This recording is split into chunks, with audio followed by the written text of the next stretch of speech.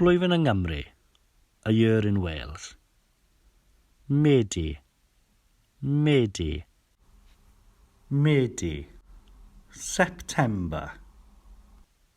Ar y cyntaf o Medi, bydd Cadw yn agor ei drysau eto yn ystod digwyddiad drysau agored Cadw. On the 1st of September, Cadw opens its doors again during the drysau agored Cadw, Cadw's Open Doors event. Ar y 3rd o Fedi, mae Cymru'n dathlu Dydd Rebit Cymru.